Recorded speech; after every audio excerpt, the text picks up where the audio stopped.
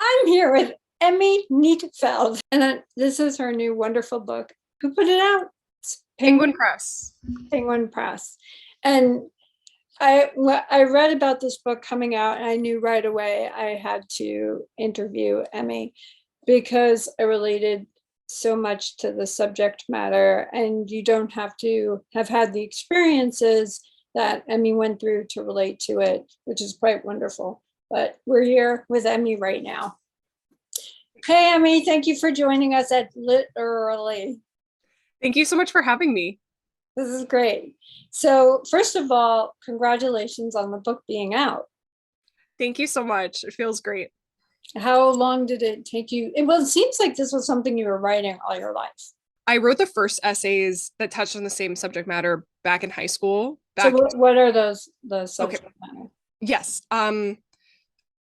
About so back when I was 17 and I was applying to college, I was just totally gutted by the college application process where I had to take like my past and my backstory and just make it sound like totally lurid in my mind. I had to say like I was in foster care and I was homeless, which were true, but the way that I thought about them was a lot more complicated. And so I just found this process of having to like market myself to be totally dehumanizing. And so I started writing about that 13 years ago. There's this really great quote, and I didn't print that one out, and I sent it to my friends. Do you remember? Do you have that of what I said? The Kirkus review. Yeah, that one. So Kirkus said she had to learn how to play the game to be a good survivor and exemplify post-traumatic growth, not post-traumatic stress disorder. There you go. That's it. That's it. Because one thing, and we'll go back to how this book came about, is you're having to walk this line of having gone through very intense trauma, which leaves complex PTSD, but you can't scare people with that. And it kind of reminds me of when I was a kid. My mom explained to me how Jacqueline Kennedy was praised for at the funeral for her husband, John F. Kennedy. She was very stoic and didn't cry. And that's actually, people admired that.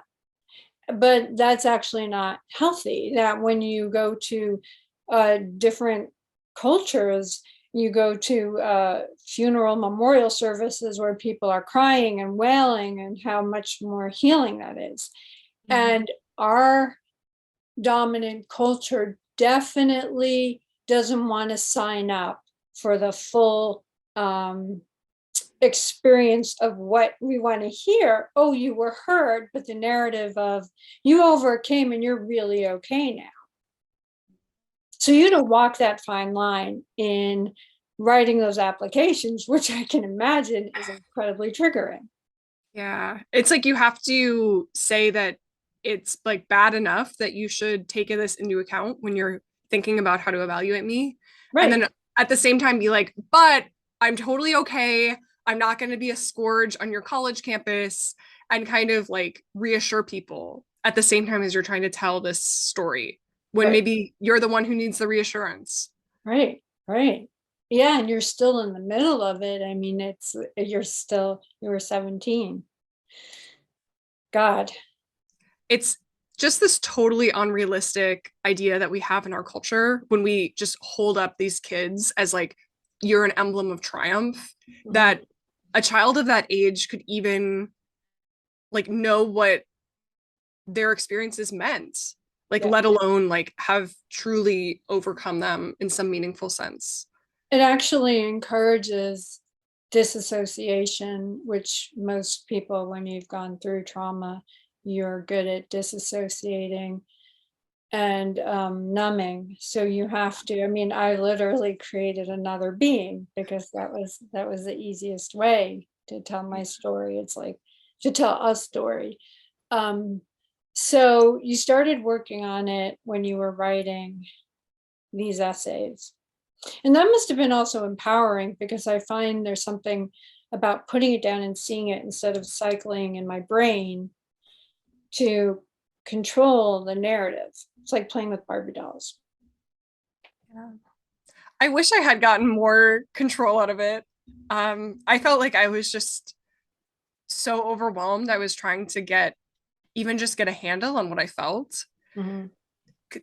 Because at the time, nobody was really talking about the emotional toll that this, like, the high stakes of college admissions in general, but especially this marketing stuff Right. and these like ideals of what it means to be a resilient child. Nobody was talking about that. And I Right. was just like, am I crazy? Like, am I crazy for feeling this way? What was that? How are you feeling? I just felt, I felt like I had no like integrity or no authenticity, right? Because up until that point, I had been in situations like in a residential treatment center where I really had to like swallow my feelings, act a certain way, like say what they wanted me to say. Right. But I did feel like I had kind of kept like a part of myself, like for myself, that was mine, like my story. And when I went through the college admissions process, I felt like there was no more narrative that was mine. Like Mm-hmm. that I was literally handing over everything to this room full of adults who was going to decide my future. Right. Right. I know that forensic going back and looking at the records, I'm in touch with, we always call ourselves girls. I was in Friendly Home, it's called Friendly Home for Girls. And uh, we've looked at some of our records, and like my best friend was just, when her mother passed, she was like looking at some of the records, and it is like going into the forensics of what happened and seeing, oh my God, this was in the report, this whole other world that you have no idea. And your adult self has to kind of go back and connect with that teenage self and go, oh, honey, we didn't know what this was. And we've been carrying this. And if only, and also experience the anger and sadness of how they fucked up. So talk about what happened to you when you did that forensics of why you were there. I wrote the first part of the book really for several years. It was basically just based on my memory and my pre-existing idea of what happened. Yeah. And that one, it was more about this narrative of like I was bad and then I changed and now I'm good. And I was just filled with guilt that I had managed to get out of the situation despite the things I did wrong. And then a couple years in, I started to really request a lot of the records and really dig in. And even things that I had previously read, I had to read them like 6 or 7 times to be like able to see them without just experiencing so much shame. Right. Yeah. And it was like the shame just like made my vision go white and I couldn't even read what was there. What brought on the shame? Um, so when I was reading the records from the hospitalization that's at the beginning of the book, Mhm. it describes me as like hysterical, histrionic. I never speak or say, rarely speak or say. I'm always just claiming or denying. Right. And yeah, and it's this paradigm that makes the patient seem like they are a fugitive, that Yeah, they're a they do criminal. use that speech. Patient claims not to be XXX, or patient claims blah blah blah. Right, right. Yeah. And you think about that. That's their norm, but the effect it gives overall is fucked up. Yeah.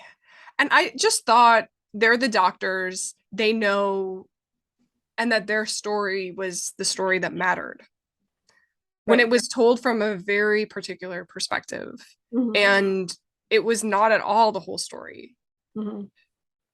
Yeah. Yeah. And so, yeah, yeah.